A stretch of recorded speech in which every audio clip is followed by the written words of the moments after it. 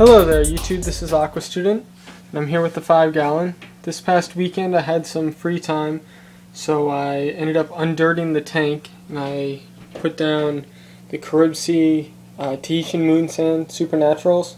It's the same stuff that I had before, but without the dirt, and it's a lot cleaner, and as you can tell, the tank actually looks a lot neater than it did before. Right now I've got the I'm kind of doing the back wall of the Ludwigia, and carpets of, carpet of the Marsilia quadrifolia up front, and then just the crypts kind of mid-ground.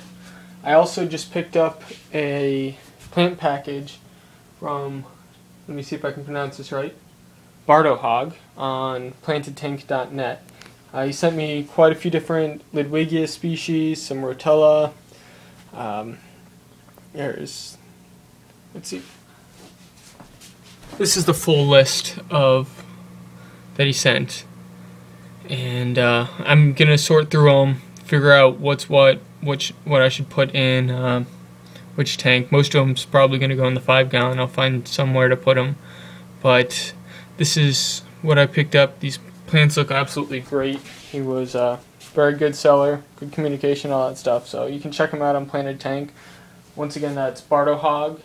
And yeah, I'm going to get started with rescaping this, or adding the new stuff. Rescape the rescape, I guess. I don't know. And we'll see where that goes from here. I'll hopefully be heading into town later this evening. Maybe I'll be able to pick up a the black background, or one of the bicolored half side black, half side blue, kind of like what I have on the 10-gallon here, and see how that goes, where that takes me, and hopefully it'll work out well. So I'll check back to you guys in a little bit once I get all this stuff in. Alrighty then, I have finished rescaping, or I guess it was more throwing the plants in. And most of them are stem plants that I got, so I put them along the back wall.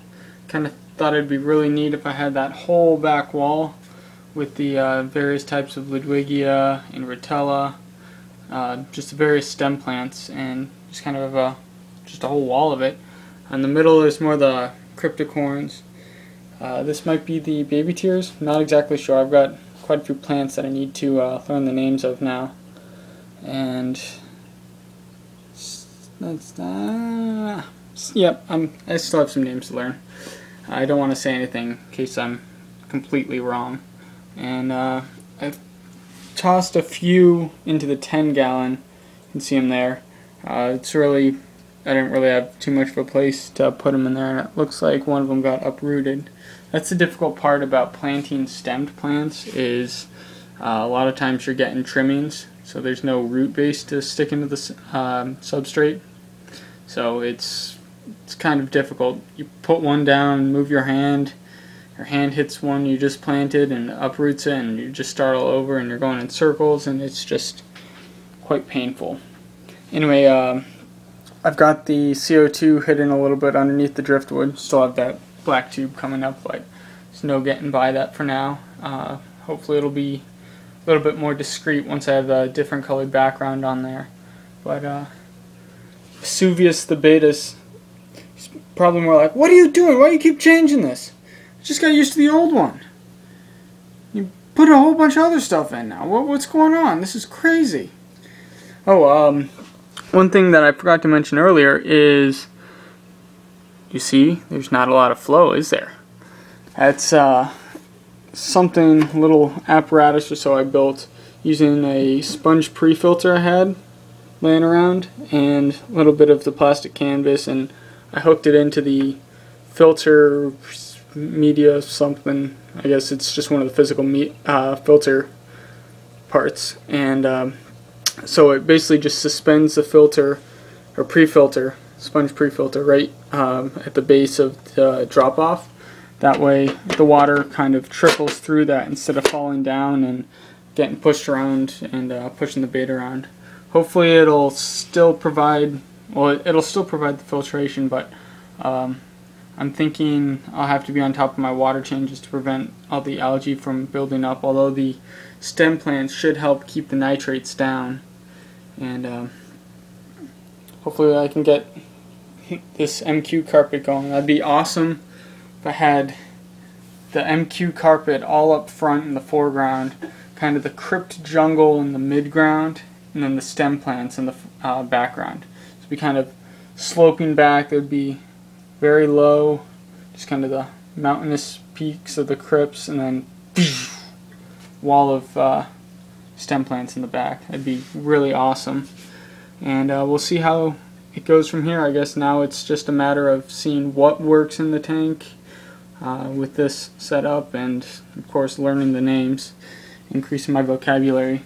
Also, I guess I didn't clean off the front of his tank, but this is Dirac's current tank. It was the 1 gallon bow front thing that my roommate dumped on me, and he seems to be enjoying the little rescape. I took that rock from the 5 gallon tank, and I had a couple extra crypts that I tossed in here just to see how they'll do.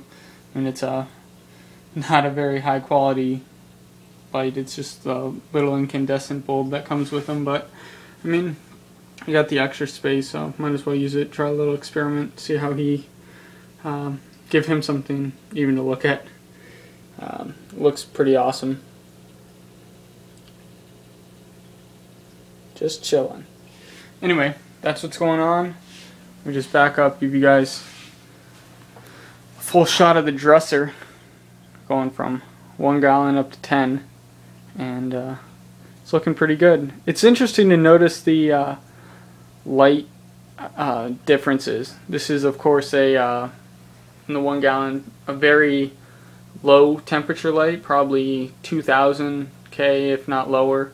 In the middle is 6500 K, and the grow light, I'm not sure exactly what key spectrum it is or what main spectrum, but there's a whole bunch of different spikes.